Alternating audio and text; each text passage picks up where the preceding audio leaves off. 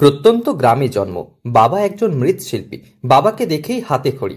তবে গ্রাম থেকে শহর শুধু নয়, এখন দেশ ছাড়িয়ে বিদেশের মাটিতে নিজের প্রতিভার ছাপ ফেলেছে প্রত্যন্ত গ্রামের এই শিল্পী। কখনো কাঠ, কখনো পাথর, আবার কখনো নিত্য নতুন জিনিসে একাধিক মনীষীর মূর্তি কিংবা বিমূর্ত ছবি ফুটিয়ে তুলেছেন এই যুবক। ছোট থেকেই আঁকাঝোঁকার শখ থাকলেও বড় হয়ে তার এই শিল্প চর্চাকে পেশা হিসেবে বেছে নিয়েছে সে। ভারতের পাশাপাশি বিদেশেও একাধিক শিল্প প্রতিভার প্রদর্শন করেছেন। সম্প্রতি ফ্রান্সে গিয়ে তৈরি করেছেন অসাধারণ ভাস্কর্য। পড়াশোনা কিংবা উচ্চশিক্ষা নয়, শিল্প কলা নিয়ে গ্রাম থেকে আজ দেশের গণ্ডি ছাড়িয়ে বিশ্বক্ষেত্রে সমাদৃত এই গ্রামের ছেলে। আমি ছোটবেলা থেকেই এটার সাথে যুক্ত। আমার মায়ের ইন্সপিরেশন এবং আমার ব্যাকগ্রাউন্ড যেরকম আছে আর্ট ফিল্ডের সাথে, যদিও ট্র্যাডিশনাল আর্ট ফিল্ড, বাট ছোট থেকেই একটা কাজের মাটির সাথে একটা রিলেশন, খুব ছোট থেকে, যত ছোট যে আমার মনেও নেই কত ছোট থেকে মাটির সাথে একটা রিলেশন, এবং আর্টটাকে নিয়ে এগিয়ে যাওয়ার জন্য আমার মায়ের ইন্সপিরেশন সেখান থেকে আমার শুরু। আমি কলকাতা গভর্নমেন্ট আর্ট কলেজে ব্যাচেলার ডিগ্রি করেছি এবং মাস্টার MBA করেছি বরদাতে MSU ওখান থেকে। তারপরে প্র্যাকটিসের জন্য কি বাইরে?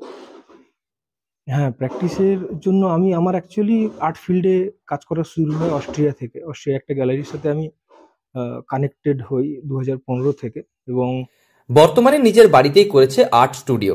সেখানে বসে সকাল থেকে সন্ধ্যা পর্যন্ত বিভিন্ন ধরনের ভাস্কর্য তৈরি করে এই যুবক।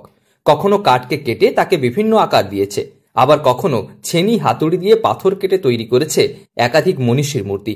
নিজের জেলার পাশাপাশি দেশ এবং বিদেশেও তার এই হাতের তৈরি ভাস্কর্য বিক্রি হয়েছে।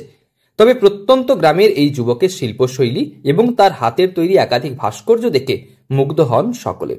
নিজের দক্ষতা এবং চর্চায় নিজেকে গড়ে তুলেছেন আন্তর্জাতিক শিল্পী হিসেবে। তার হাতে ফুটে উঠেছে বিভিন্ন নিত্য নতুন ভাস্কর্য। জন্য আমি ইন্ডিয়াতে ফ্লেক্সিবল, আর আমার এই গ্রামের মধ্যে ফিরে আসার কারণ হচ্ছে আমি সব থেকে আমার সাধনার জন্য শান্তির জায়গাটা বাঁচতে চাইছিলাম।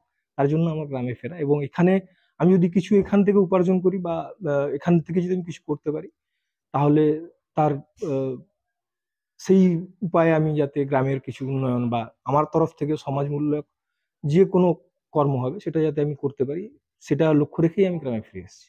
পশ্চিম মেদিনীপুর জেলার প্রত্যন্ত গ্রাম এলাকা থেকে উঠে এসে আজ তিনি দেশ ও দশের কাছে সুনাম অর্জন করেছেন। বিদেশি আর্ট স্টুডিওতে যেমন কাজ করেছেন, তেমনি বিভিন্ন জাতীয় ও আন্তর্জাতিক চিত্রকলা ও ভাস্কর্য প্রদর্শনীতেও অংশ নিয়েছেন। এখন তার হাতে তৈরি নানা ভাস্কর্য পাড়ি দেয় বিদেশে। হাতের ছোঁয়ায় ছেনি হাতুড়ির সাহায্যে কখনো কাঠ, কখনো আবার পাথর কেটে বানিয়ে ফেলতে পারেন একাধিক মনীষী কিংবা বিমূর্ত ভাস্কর্য। পশ্চিম মেদিনীপুর জেলার বালিচকে তিনি তৈরি করেছেন এই আর্ট স্টুডিও, যেখানে ঢুকলে আপনি মোহিত হবেন। কোথাও বিবেকানন্দ, কোথাও এক মায়ের প্রতিকৃতি, কোথাও আবার বিভিন্ন প্রাণীর ভাস্কর্য ফুটিয়ে তুলেছেন কাঠে। নিজেই অন্যান্য শিল্পীদের সঙ্গে বসে পড়েন কাজ করতে। ছেনি হাতুড়ি দিয়ে তিনি পাথর কেটে সৃষ্টি করেন একের পর এক ভাস্কর্য। ডেবরার বালিচকের বাসিন্দা দেবাশিস বেরা। ছোট থেকে শিল্প চর্চা পরিবারে। বেশ কয়েক বছর তিনি কাজ করেছেন অস্ট্রিয়াতে। এরপর তিনি সেখান থেকে ফিরে এসে বালিচকেই করেছেন এই স্টুডিও। সেখানে তার জুনিয়র শিল্পী এবং বেশ কয়েকজন কর্মী কাজ করেন। বিভিন্ন ধরনের ভাস্কর্য দেশ বিদেশে পাড়ি দেয়। স্বাভাবিকভাবে এই শিল্পীর হাতের নিপুণতা এবং শিল্প ভাবনা সমাজের কাছে দৃষ্টান্ত। তার এই ভাবনা চিন্তাকে কুর্নিশ জানিয়েছেন সকলে। পশ্চিম মেদিনীপুর থেকে রঞ্জন চন্দ্রের রিপোর্ট, লোকাল 18 বাংলা।